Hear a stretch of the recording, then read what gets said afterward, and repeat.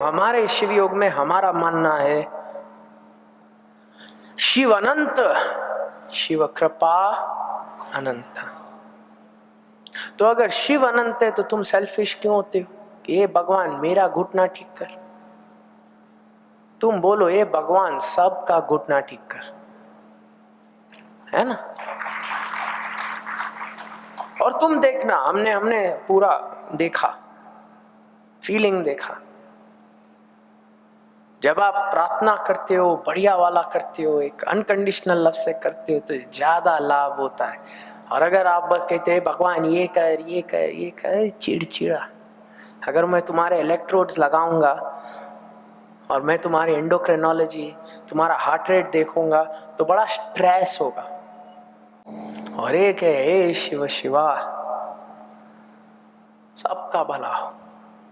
तो जो शिव योग प्रार्थना है वो बढ़िया प्रार्थना है। शिव योग प्रार्थना में मेरे गुरु ने सिखाया, हे शिव शिवा, मेरे भीतर से आपका शिवामृत प्रवाहित हो, इस प्रकार से प्रवाहित हो कि प्रकृति में नदियां बहती रहे, किसानों के पास भरपूर फसलें हों।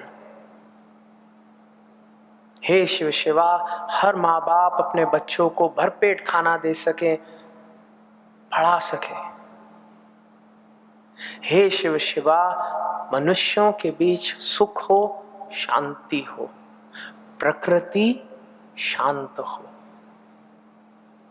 हे शिव शिवा, मैं अनकंडीशनल लव और ब्लेसिंग्स अपने भीतर से चारों ओर प्रवाहित करता हूं।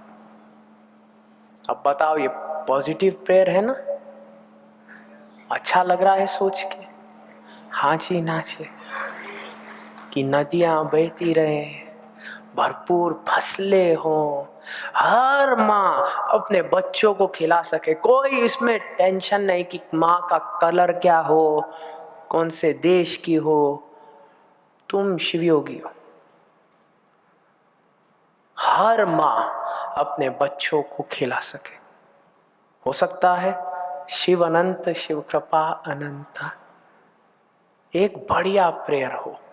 अभी एक अम्मा आई बहुत अच्छी, मेरे पास आई और मैंने कहा क्या चाहते हो?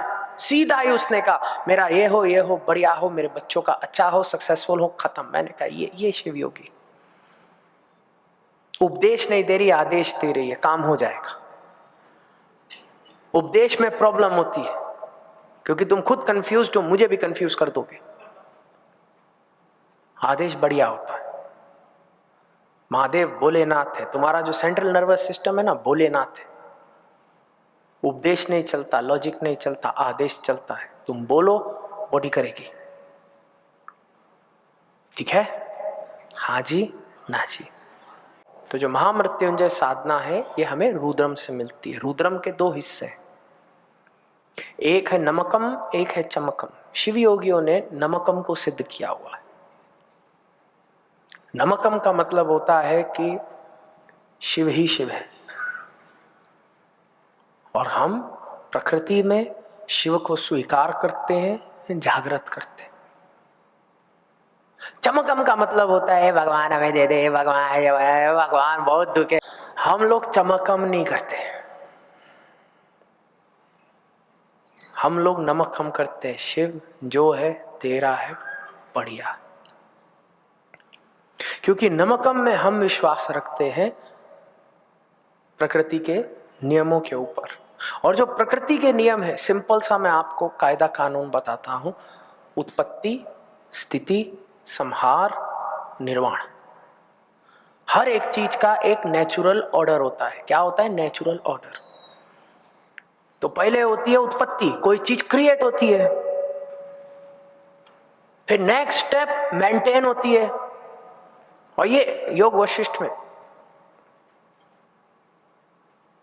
वशिष्ठ मुनि ने भगवान राम को ये ज्ञान दिया था। ये शिव योगियों का ही ज्ञान है, शैवों का ज्ञान है। हम चुपचाप काम करते हैं।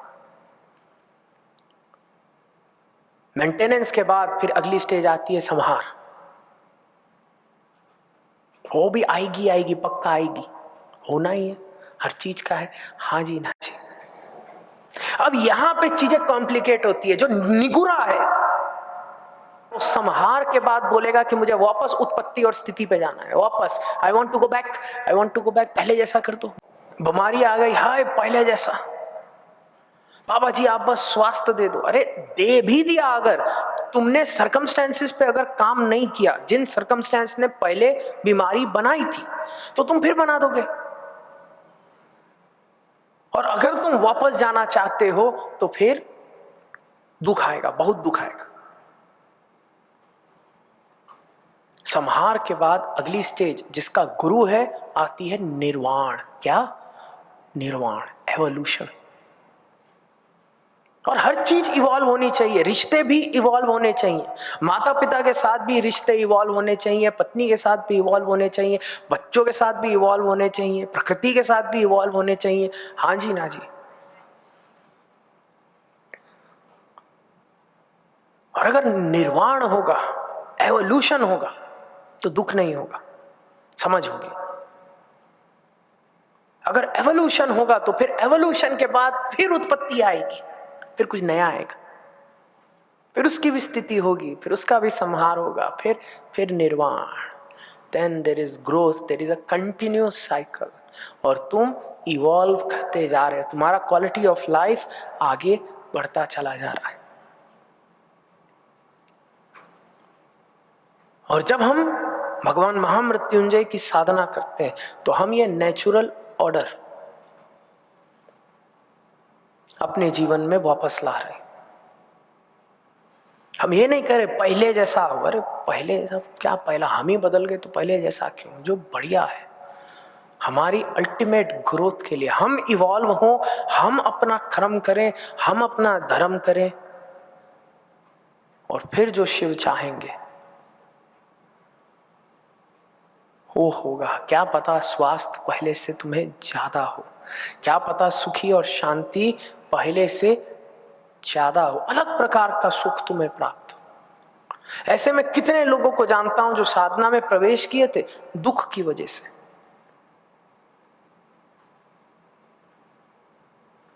साधना में प्रवेश किए दुख की वजह से,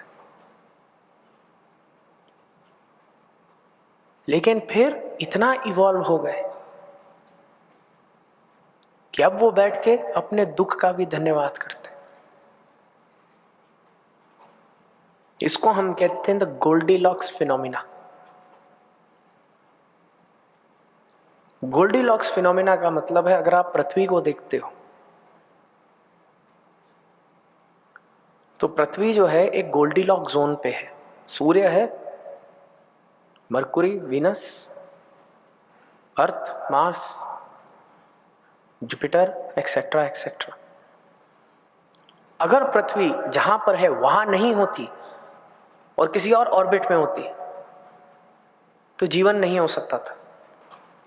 हम जहां हैं बढ़िया है।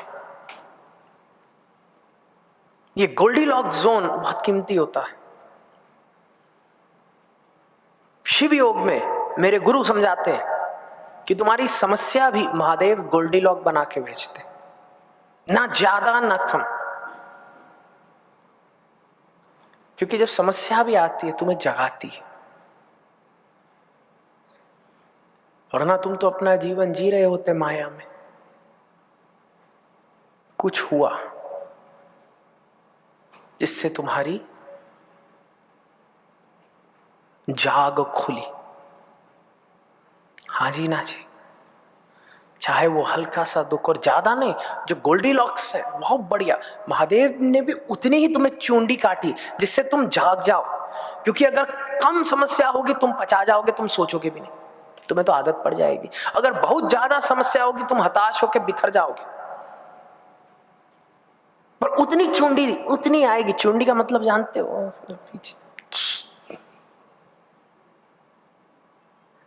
महादेव उतनी देते हैं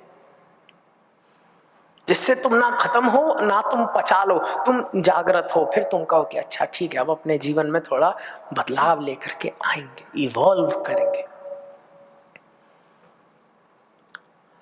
और इस फिलॉसफी के हिसाब से जो शिव योगी है वो हर चीज के लिए भगवान का धन्यवाद कर ही डालता है।